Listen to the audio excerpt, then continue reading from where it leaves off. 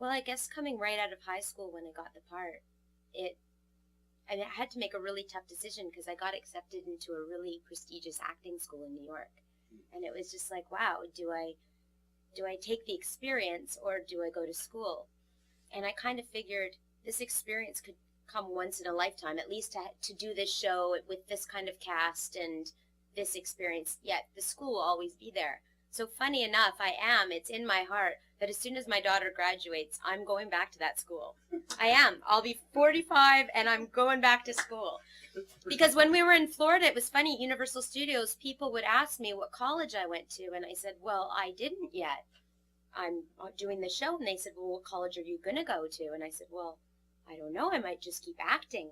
And I just remember this feeling of, oh, well, I guess it's really important.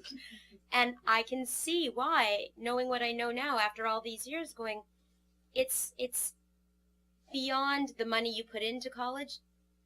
Your knowledge and your education and the experience is nothing really that money can buy outside of it. I mean, just the confidence and knowing you've studied and you've done the best you can do in whatever given field you've decided to study. And so I love acting. It's in my heart and my soul, and I will go back when I don't have to necessarily worry about paying the rent every single month. But I do want to be the best that I can be, and I feel like so many people will have dropped out by that time. And so I'm going to go back to school, and you'll probably see me gray and old, but I'll be back, and Great. that'll Wonderful. be that. Yeah. That's a great story. Well, this I want you to have fun with, and just do a flight of fancy with this question. And that is, if we were creating a new 15, Yes. and we have Brooke, the character, well, how would you change, or what would you do with Brooke's story in the 21st century today? With what you know looking back. Gosh. And today, what does that mean? Anywhere you want to go with that. Yeah, I mean, there's a Brooke in every show. I mean, you look, there always has to be a Brooke because she's the one that stirs the pot. But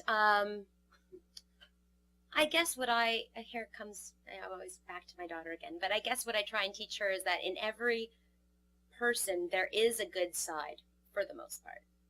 I mean, throughout history, I'm sure there's a few that have no good part, but you can find it. And I think maybe if I got to play her again, or if I saw a new Brooke, I would maybe show those sides of her goodness, or those sides of her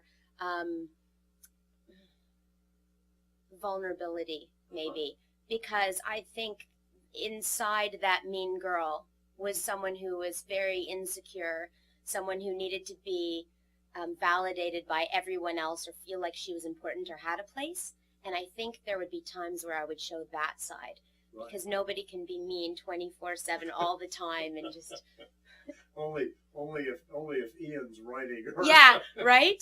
But you should get him in here, blame him for that. But then on the flip side, I'd say go even further, make her even meaner, because that's so much fun. It was just so much fun to play Brooke. Yeah. Would she do anything different today?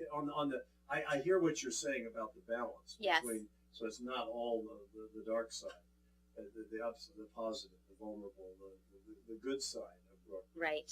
But on the evil side, on the Joan Collins, the bad guy, is there anything that would be different that we didn't cover back in then? I mean, just because the world is... Well, yeah, I would say the world is so different. Well, she was so clean back then, so clean cut. I mean, she had her little, I remember this one flower dress that I tried to seduce Chris, who played Dylan, in his garage with, and it was pretty tight and pretty racy for back then.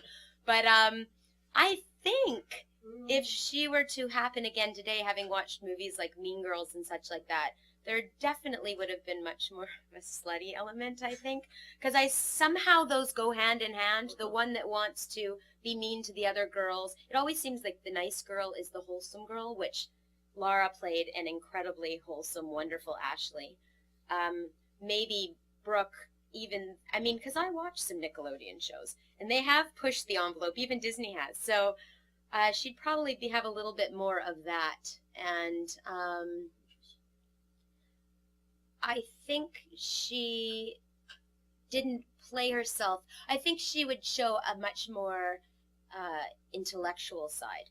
She was very, let's go shopping, let's spend money. But I think to think of the things she thought up, there would be a far more conniving intellectual side. But yes. That's great. That's very interesting.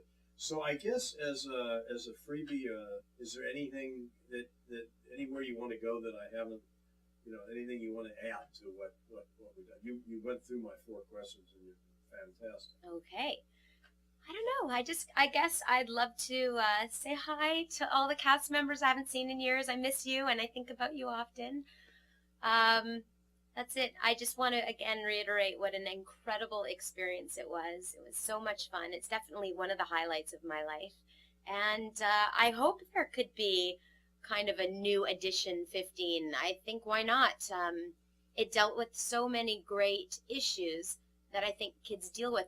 The reason why that show was different than a 90210 and another show was because it dealt on a really realistic kid level. So many of these shows make kids grow up too quickly, too fast, but really for 15-year-olds that were playing 15-year-olds, I think it got right to the point of what they were dealing with. Now, of course, the issues today are different and kids do grow up faster, but I still think rather than get pushed to a lot of teenagers watch real adult shows with adult type content. It would be nice to have a show that really deals with the issues at hand for 15-year-olds. So I think there should be a second edition 15. So come on, what are you doing?